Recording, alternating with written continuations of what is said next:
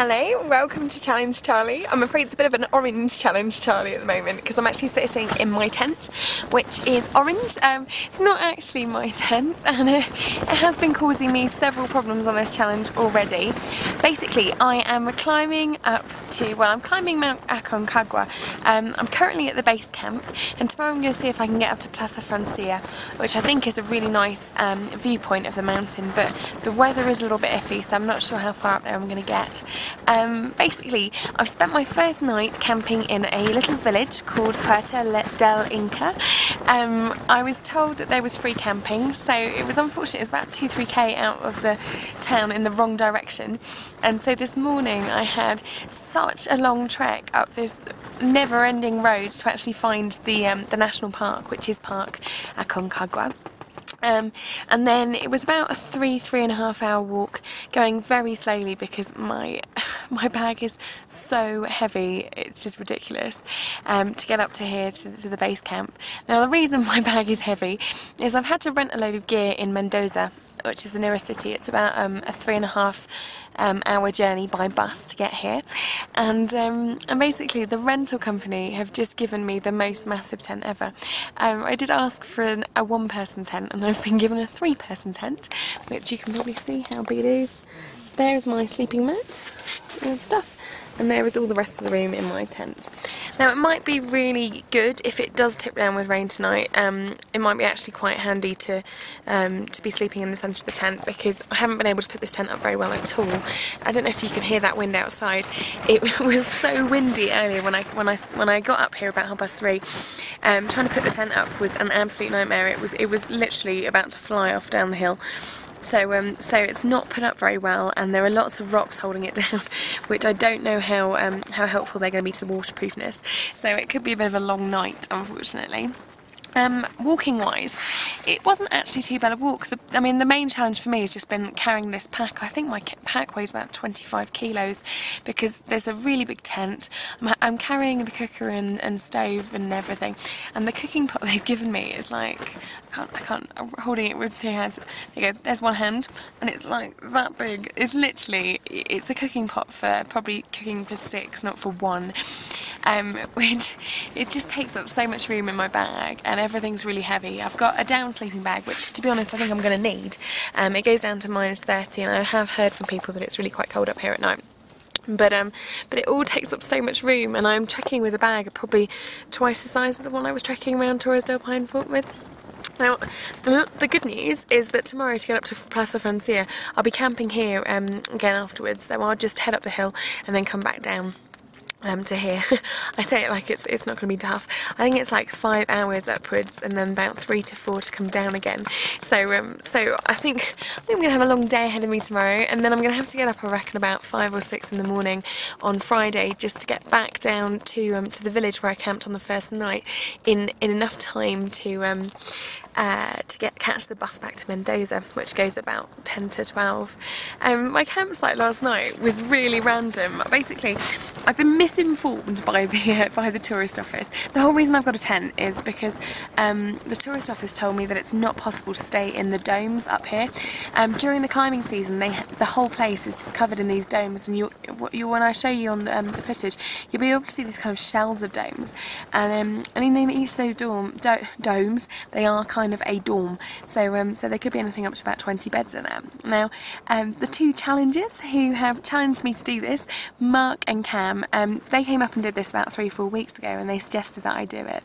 And when they came up, they were actually able to sleep in one of those dorms. So I was thinking that I could just come up here with pretty much a day sack. I'd have to bring a stove and some food and a sleeping bag, but I wouldn't have to be carrying a tent, which obviously would make a big difference. And then I went to the tourist office in Mendoza, which is where they give you all the information about Park Aconcagua, and the woman told me that there weren't any domes here for rent anymore, so I would have to do it all with a tent of my own if I wanted to walk for more than a day in the national park. And now I've got up here, there is still a dome up, and there are some very content people sleeping on their bunks and cooking their food indoors, away from all of this horrible wind.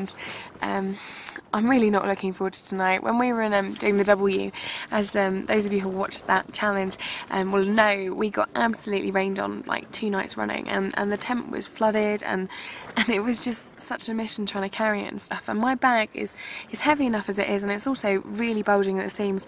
It took me about 45 minutes, I think, this morning just to pack everything in, and I had to try about 3 times just to try and fit everything that I'm carrying into my bag. And obviously if the tent gets wet, it makes it heavier, and it also makes it a lot harder to fold up. So I'm a little bit worried about that. Hello! As you can see, I'm at Plaza Francia. Bit of an anti-climax, I have to admit. I'm just going to sit down. I'm not overly impressed with it here at all. Basically, I've just spent about 5 hours trekking around the moraine of a glacier. So I've just been sort of going up and down through rocks, a bit like these ones here that I'm sitting on. And it's a funny walk. It's not as steep as I was imagining, because, sorry, it's very windy here if the microphone's picking that up. Yeah, it's not as steep as I imagined. You climb 1,000 metres. I'm currently at about 4,300 metres, and I started at Base Camp, which is 3,300. So you climb 1,000 metres, and I was expecting it to be really steep. I thought that was what was going to take the time, but it's quite flat in a lot of places. It's never as steep as any of the days at Everest Base Camp were, which really surprised me. But I have to admit, yeah, this is just really anticlimactic here. I don't know if it's just because I spent a month in Patagonia and then a month in New Zealand before that, both of which obviously have some amazing landscapes, but I'm not all that impressed. I don't quite understand why I've walked all of this way to get to this particular spot. I'll show you some of the photographs, and I might see if I can video a bit from earlier on, probably about an hour and a half's walk away.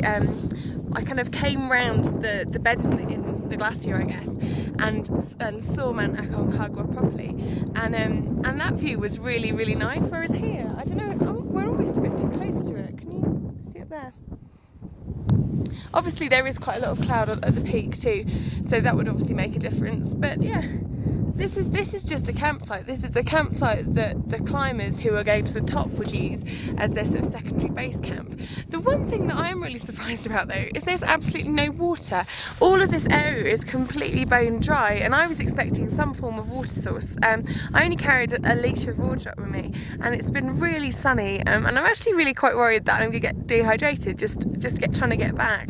I had been really holding out for there to be some source of water to refill my bottle when I got here, so that's a bit of a letdown. I'm also going to be battling with the sunlight on my way down too, because I kind of had a little bit of a lie-in today, and did actually get a little bit lost en route. Some of the path isn't very well marked, which is really frustrating. For about an hour I wasn't even sure if I was on the right path when I was, because there's absolutely no signpost, and the only signposts you get are very close to here. There's a couple of mirador, which are viewpoint, like places to take photos from, and they had a couple of signposts saying that you go and take photos from the side of the path, but for the first sort of three and a half hours there was absolutely nothing to suggest that I was even on the right path, and because there were literally, today I think I'm the 7th person to walk up here. I've passed 2 couples and then 2 people walking on their road on their way down, and so I didn't see anyone for so long, which is obviously really nice, walking up a valley and really feeling like you're in the middle of nowhere. But I also did start getting a bit worried that I might have chosen the wrong path, and it's a real shame, because this is a really expensive national park to get into. It cost me £30 for a permit to walk for 3 days, and I can't walk any higher than this. This is the highest you can walk to without a high altitude trekking permit, and so £30 for, well, literally just for the paths, which haven't been cleared. They're purely sort of just trodden paths. And if you go at the start of the path, they have this kind of little, sorry, the very start of the park, they have this little loop, which obviously people who are here on a day trip take, and that loop must have a signpost every sort of 5 or 10 metres, so it's a bit weird that they've spent all that money signposting and making a really clear route at the very start of the park, and yet the main attraction, or so I would suggest that the main attraction of Park Aconcagua is actually Aconcagua, is really poorly signposted, which I think is a real shame. Anyway, I am going to have a quick wander around. I'll get some footage of the rest of this little kind of dome that I'm sitting in. It's a bit like a crater, and it's literally just me. It's the weirdest feeling. All the summits I've come to and challenged Charlie, I normally have to sort of fight for some space to try and use the camera without 15 tourists behind me. So yeah, this is a very unique experience, as obviously is walking and camping on my own.